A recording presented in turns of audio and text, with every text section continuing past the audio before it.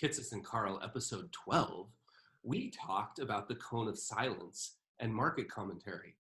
This week, we're going to talk more about market commentary. Michael, last week we talked about... Wait, Carl, last week we talked about the cone of trust. You just made it a cone of silence. Cone of silence! That got dark really fast. Like, like we're in the cone of trust, the safety cone of trust. Now everything might be quiet in the cone of trust because we have that trust level, and we've been working with the client for a few years, and they say, no, we don't need to meet anymore. Like, I'm good.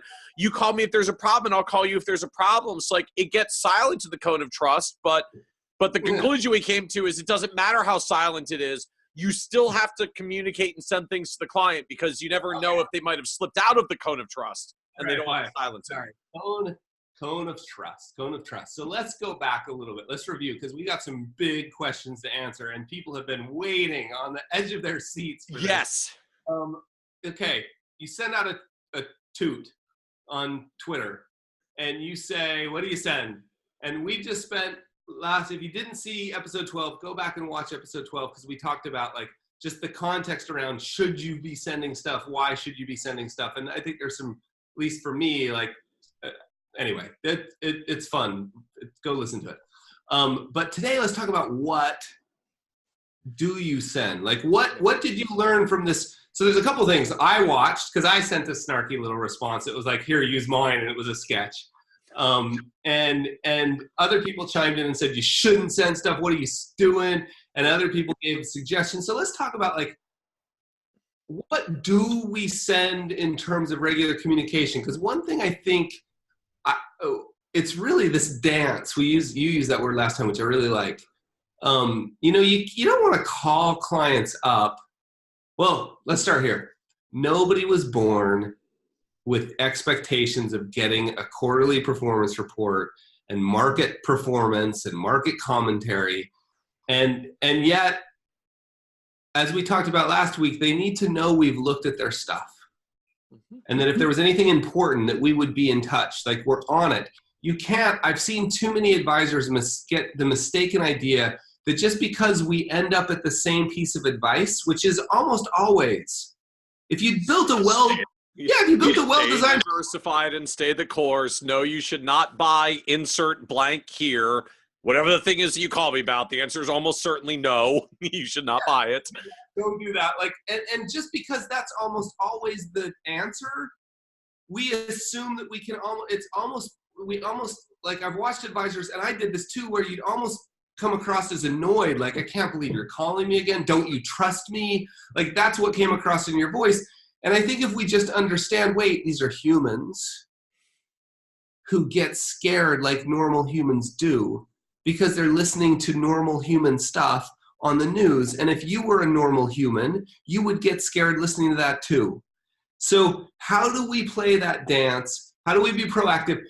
And this is the last part of my question. I know it's like a 17-point question, but how, because we've also all made the mistake of calling. I remember calling some clients. In fact, it's the same clients I mentioned last time. Dan, I remember calling Dan saying, hey, Dan, just checking in with you, to see if you're nervous or worried about the markets. And Dan said, what? Like, what should I be? Like, he had no clue. So we also don't want to be the ones actually making the clients nervous. So how do we handle this dance in terms of like, how often, what do we send? What did you learn from your toot? So a few things that come to mind here. First is, as you'd mentioned, so I sent out this question that just, hey, for advisors who send out market commentary of some sorts of clients, and the context wasn't so much quarterly performance reports, like how are we doing in your portfolio, just like that high level market commentary. Here's what's going on in markets and our take, or a take that is from us.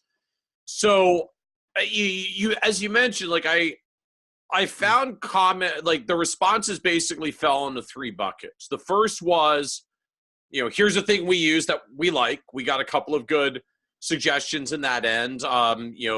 Broadridge's Four-Field Advisor, Clearnomics, which is a platform that was made by some of the people who created the JP Morgan Guide to the Markets, which I know a few advisors use as well. Clearnomics made a version of that, like handy charts you can send out on economic stuff. You can white label it to your firm, like nice polished stuff. We heard marketing.pro, which I think was Montoya's old platform, Advisor Fuel, Financial Media Exchange, and Horse's Mouth. A bunch of advisors were using market commentaries. Like a number of different things. We got all these good suggestions for people who are listening to this. Like we'll have some comments, show notes down below where you can look these up if you're actually looking for one of the ones on the list. We'll give you some things to call or click on or look at. Then there was a second group of responses. And the second group was, why are you sending this stuff out to clients? Like, why bother? You tell them not to look at markets. Why would you send them all this stuff and bring their focus back, right? Like as you said about your client, Dan, are you just going to make them more market obsessed when you send them market stuff while you're also telling them not to look at all the other market stuff out there? And then there was a third group that I was struck by that essentially said, if you're not creating the market commentary yourself, you're doing it wrong. Like you have to create it. You have to be the person, because either your clients want to hear from you or need to hear from you, or it's not credible if it doesn't come from you. There were kind of a couple of different angles or slices to it, but all of them came back to the only thing that you should send to your clients of that nature is the stuff that you create. And so those kind of became the three groups. Here's a bunch of suggestions. Don't bother sending this stuff at all, which we kind of hit on last episode. And I think made the case you probably maybe should be sending something, although maybe you're going to disagree in the context of market commentary. And then this third group saying, oh yeah, you got to send it, but you got to make it as well. So where are you on these three groups, Carl? Jeez Louise, I don't even know where to start. I learned so much already. Like there's so many names of things that people do stuff, like fuel and things everywhere. Like it's amazing what's going on in our industry. I'm just sitting over here in New Zealand, like drawing things on napkins. Like, I don't know what, so here's where I think all of this goes sideways to me. Here's what I think. Like I think that you should establish some regular pattern of communication with clients, and that if you have some regular pattern established, I don't alternate. I don't change it. So in the case of client, and I happen to think I have a very strong opinion. I'm often wrong, but never in doubt. And my strong opinion is that you should be sending a weekly email newsletter style to your clients and prospects, to everyone who signs up for it. And I'm going to, that's a high bar. Yeah, I'm going to back off a minute. I can look. We don't have time here to talk about like how easy that is, but let me take 3 minutes to do it. Here's how easy it is, right? Like, first of all, it's free. You want to talk about the best marketing thing you could ever do and the best client retention thing you could ever do is just every week you read stuff, right? Like, yes, you read stuff. Oh, geez, I'm talking to the guy that sends out the weekend reading. Yes, notes. I read stuff. I share, just some short highlights of what I read with my fellow advisor friends, so you just got something to do on the weekend. It's a small version of what you do. Here's all I suggest advisors do. Every week while you read stuff, have a notebook next to your desk. If you want to use Evernote or something fancy online, fine. But at the very least, take notes of what you read. Interesting article in the Wall Street Journal about X. I found it interesting for these 3 reasons.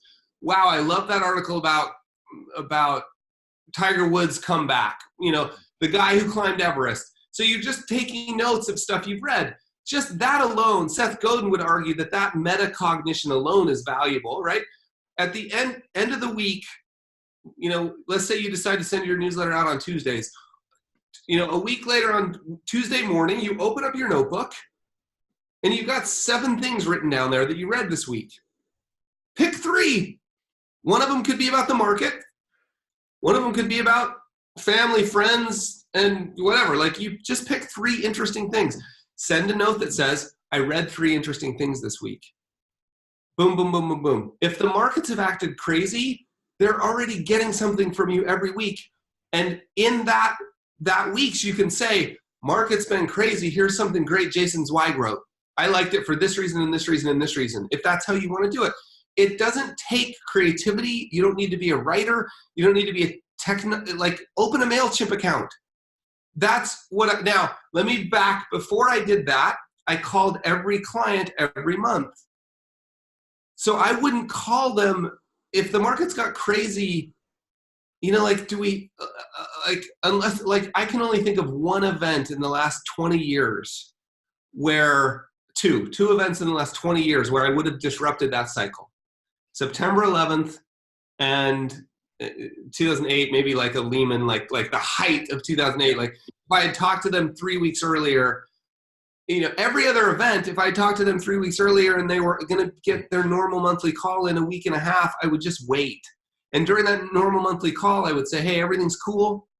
Hey, there's been a lot of news about the markets. Just checking if you got any questions. I want you to know we're on top of it. We reviewed, in light of what's gone on in the markets, we reviewed your stuff and everything's fine. So I think if it's in the regular pattern, we don't have any of that risk of alerting them that something's bad, and we don't have to write I can't imagine, to be honest, really direct, I can't imagine writing my own market commentary and sending, like, the markets are doing this and that's based on the economy and the average bear market is 22 weeks and we're only 23 weeks into it. Like, what would you, anyway, there you go. It's more than you wanted. Yeah, obviously I'm someone that writes a lot of stuff, so I'm always a fan of the writing things and sharing your expertise. But I'm actually much more in your camp on this. Like, look, if your special skill set and gift from God is that you can write things that are helpful to people and that's your skill, like, by all means, knock yourself out, write your stuff. I'm sure your clients will be very appreciative when they're hearing it from you and they know it's you because you wrote it. Like, I do think there's probably a little extra something that comes from that in terms of expertise demonstrated, trust established, credibility established, if that's you.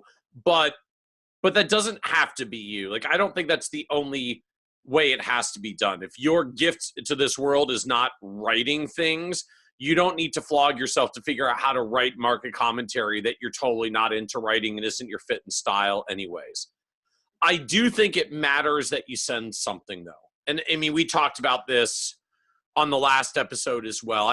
I do think it matters that you send something. And I think you set it up well, that if you're sending regular things already, you can decide the tone and style of where you want to take the focus. You can decide if you're going to put in 3 articles about the markets this week, or just 1 article about markets and, something about retirement and something about being healthy in your old age, like whatever fits your clients. But there's already a container in place where you're sending things out, and you can decide how much to dial it up and dial it down. And part of what that does, that I think you made a good point about here, is the thing that worries me in doing it this way are firms that just want to send something out when crazy market stuff is happening. Like, hey, we didn't do this regularly, but there's some crazy stuff going on. We're getting all these calls. Our clients are starting to call in. Like, we got to send something out. And, I guess if you've dug that hole for yourself because you weren't communicating regularly with clients, you got to do that. But the challenge that you create is when you don't normally communicate about this stuff and suddenly you do, I think there really is a risk that you amplify client anxiety.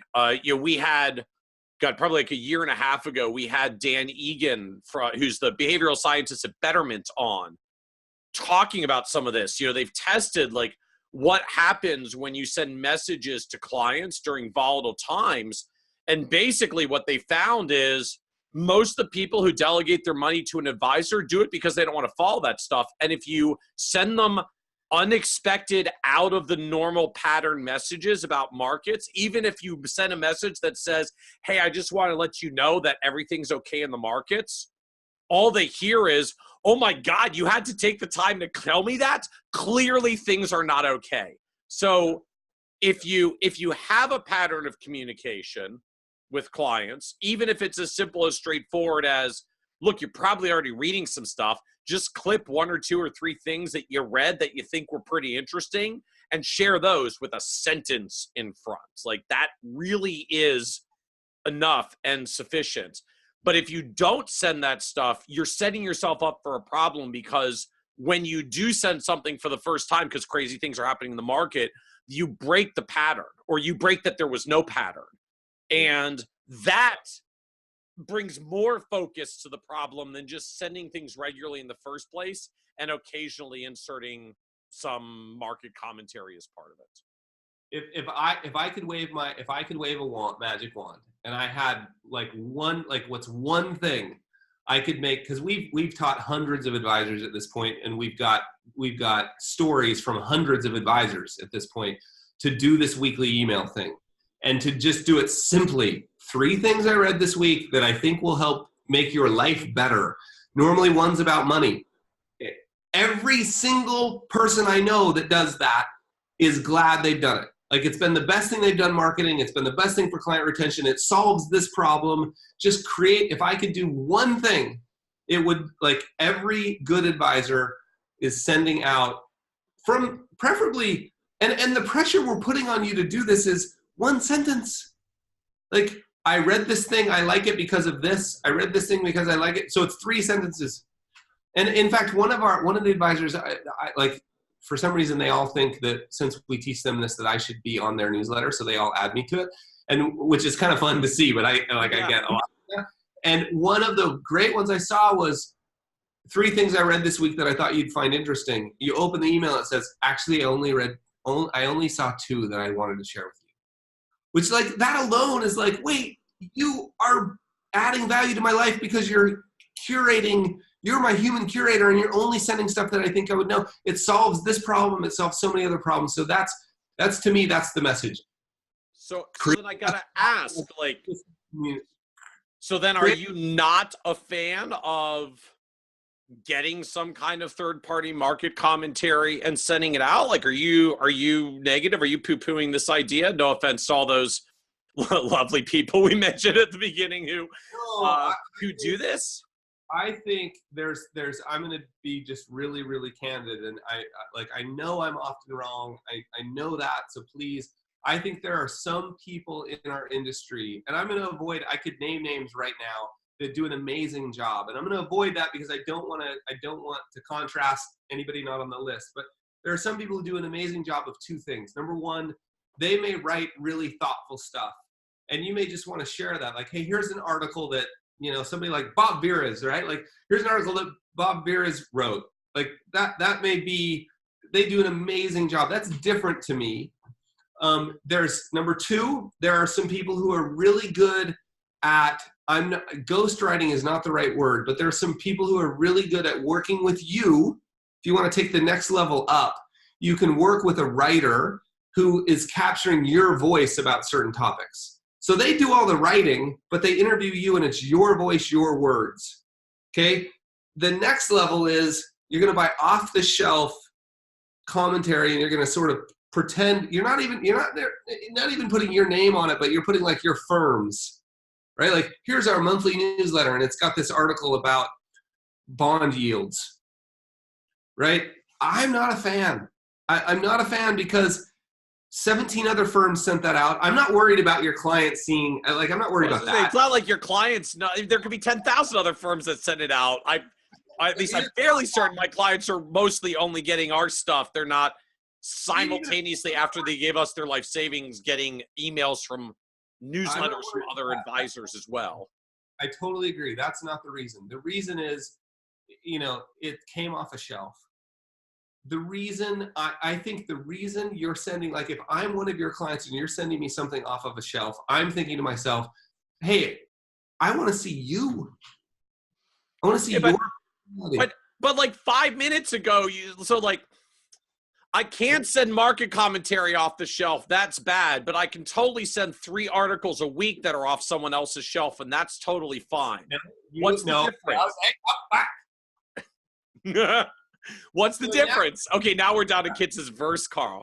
Seriously, like, what's the difference? Like, why why are here's three articles I didn't write is okay, but here's one market commentary I didn't write is not okay. Okay, let's make sure that we're clear about this.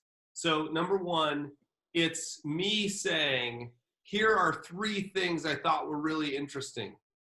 One of those could be market commentary. In fact, I would suggest when markets are crazy that you carefully think about what's a voice of sanity out there in the world. You know, and I pointed to Jason Zweig, Ron Lieber, those, like, often you can look to them as voices, like some of the work that you do. I would, some of the work that you do, and Ron and Jason Zweig, like, you could say, here's 3 things I read this week. And you say, yeah, hey, and boy, markets have been a little crazy. Like, the news has been a little crazy. Here's one of the best perspectives I read this week. That's adding a flavor of, like, here's how I see the world. Here's why I thought it was good. I'm adding human, instead of me, that's different. And I could even slap in, like, we've attached a bit of market commentary from this research firm that we really trust. That's even fine. That's different than this templated newsletter with the couple holding hands on the beach or the compass of the lighthouse and a bond yields article that came off a shelf that I could have sent last month or this month or next month or 12 months from now. And I feel like you're just like, now you're just comparing like best practices of content curation with like whatever the crappiest possible market commentary services that is so bad it didn't probably even make the list of the ones that I just mentioned, but like somewhere out there, I'm sure someone actually still says market commentary where every cover page has couples on the hand, holding hands, walking on the beach with a lighthouse that we already banned like 6 episodes ago that you're not allowed to have on your website anymore. No more lighthouses. Right, like, you could do a bad version of any of this. I'm talking about the good version. Like, okay, well, what if I find market commentary from someone that I think is freaking brilliant, and they put out great stuff, and I say to my clients, like, here's the latest market commentary from the research firm that we think is fantastic, and I send that to my clients every week or month or however often they put it out. Okay, so I agree. I think if you've established a pattern of regular communication, you know, we talked about like a monthly phone call to the client. We talked about a weekly news email, like whatever. You've established a regular pattern of communication. And if you decide as part of that pattern, you've got a research firm that you really like and you think they create really good stuff, you could say this week or this month, and it could say that every month. You know, by the way, here's the research from XYZ research firm, and here's why I like it. Like, just give me some why I should care, as like a bullet point or 2, why I should even care. This is why I think this is important to you. Here's the highlights. Here's what I saw. And by the way, here's about some guy climbing Mount Everest. You know, like whatever. Like I'm just saying. And by the way, I think your clarification is good. You're talking about the good stuff. But I want to make sure you understand, like, that there's also bad stuff and no one's allowed to use that.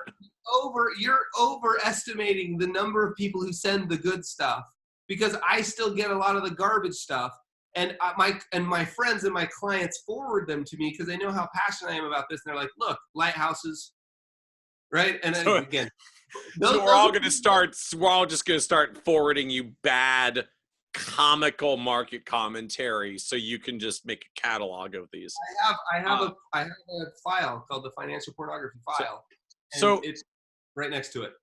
So here's my takeaways for some of this. So number one, like, well, there are some bad market commentary options out there, but there are some good ones. So do a little due diligence, find some good ones. We at least mentioned a few earlier that other advisors are using and seem to think are pretty good. So you can start there. Clearnomics, Fourfield Advisor, Advisor Fuel, Financial Media Exchange, Marketing Pro, and Horse's Mouth, I think, were the ones that we'd had before. So you can, if you want to do this, you can find some stuff. As like an extension from last week's episode, I think we're actually in agreement. you should be sending some communication to clients on a pretty doggone regular basis. You've talked about it weekly, which I suspect for some people listening are still going to feel like it's overwhelming, even if you're boiling it down to a couple of sentences. So, if you're feeling overwhelmed with that, just at least start monthly. If you're less often than monthly, people forget that you sent them anything recently. I actually agree with you. I like the weekly cadence, but if that's overwhelming for you, start monthly. And be consistent with it. And be consistent with whatever you do. And that, to me, though, probably one of the biggest takeaways for this, to me, is, look, if you can write it. More power to you. If that's your special gift, do your thing. For everybody else, from like the other 90 to 95% of advisors out there, the takeaway to me from this conversation is, not only is it okay to send someone else's commentary, like, you don't have to completely package it and white label it and pass it off as yours if it's not really, but like, not only is it okay, it actually gives you permission to only write one sentence that adds all the actual value to the exchange, which is, I'm sending this to you because. Yeah. And just finish that sentence. And the fact that you did that, like, all we're trying to go for here is, I'm thinking about you. I'm thinking about your challenges. I'm thinking about your portfolio because I am responsible for it. And here's a thing that I thought you might be interested in because I'm thinking about you and the responsibility I have for your money. And as long as you make that connection, and hopefully you actually read the article and it is useful and interesting should they happen to crack this line and read it, as long as you said something. Wait, that's fine. You get to finish that sentence in just a minute. Two things. Number one, you cannot take somebody else's stuff and pawn it off on your own. We see a lot of people doing that. It's whatever. It's legal. It's fine. It's whatever. You can call it whatever. But you're not allowed to do that. Don't do that. Number two, you can't send it if you haven't read it. And I think it's almost worse than not sending anything. I think you're spot on. Like, if you can just simply answer, I am sending this to you because, that's all we need. Because all they want to know is that you care about them and you didn't just grab something, and that's called noise. Don't add to the noise, send a signal. And the signal is going to be, this is like, what do we call this? We'll call this Kitces' test for content. The Kitces content test. I'm sending this to you because, right? Like, and you can't do that if you don't add to the noise. Like, please, we're just begging everybody, stop with the noise. So I just wanted to make sure we put a fine point on that. That's all I have to say. So now you can finish your closing argument and your where you. No, like you wrapped it up well. Like, you were going the same place I was, which is just, and the thing you said has to actually be useful and relevant, which means you better darn well have read it and made sure and actually know what it says. But frankly, if you don't have time in your week to read a handful of articles at some point through your week, there's a whole other discussion about rebalancing your time and some of your priorities, because you're a professional. You need to be taking in some new information and reading it on an ongoing basis. So you have coincidentally a couple of things to share out. So if you don't have time to read it, maybe we'll get to that in a future episode. But to the extent you're reading, just understand, just taking a few of the things you read and sharing it out to clients and adding that one sentence line, I'm sending this to you because, finish the sentence. You only get one sentence. You don't have to read a whole thing, just one sentence. I'm saying this to you because, and you check what are actually all those boxes for the client. Like, here's something with expertise, whatever the article is. You're showing that you care. You're showing that you're paying attention. You're showing that you're thinking about them and their money. They can feel like the box is checked. Is my advisor paying attention to my stuff? Yes, I'm being a good steward. I've made sure of that because I'm seeing that they're sending me stuff. And you've closed the loop on this dance that you're doing with the clients.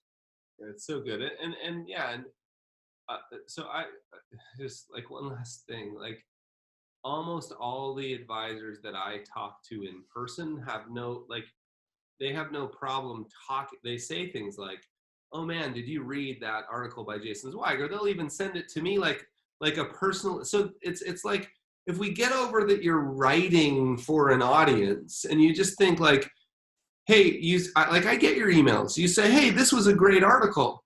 Really enjoyed it. I love the piece about this." You may even cut a little call out quote and you know, like, "Here's the whole thing, but I thought this section was awesome." That, like, every advisor I've ever met, every advisor that's watching this, I know does that in person, right? Like they just do that. They have thoughts. Many of us, it's a little bit like sports even, right? Like we have thought around the market. We watch what people say. And it may be that you're sending the anti-market commentary. Like you may be saying, "Market's crazy. Here's a voice of reason." You know, Sure. insert whoever. Jason Zweig just wrote this article. Zweig, yes. Like Morgan Housel just wrote something great. We thought this may help you get some perspective on it. Like that's all we're talking about. It may be the anti-market commentary, and then again, it may be, man, there's been a lot made of the trade deal with China. Here's what's Ian. Anyway, here's Advisor Fuels, like whoever. Yeah. Here's what they have to say about that. So I think we're all on the same page. Just stop worrying about the pressure of you being a writer and that conversation that you're already having. I know you're already having it. You're at least having it in your head, but I'm positive with staff or colleagues, you've been like, "Oh man, did you see that?" Just share it. Yep. And establish a regular pattern, whatever that regular pattern is for you. Make it part of the regular pattern. Now, the nice thing about email, last thing, nice thing about email is you can see the open rates. Yep.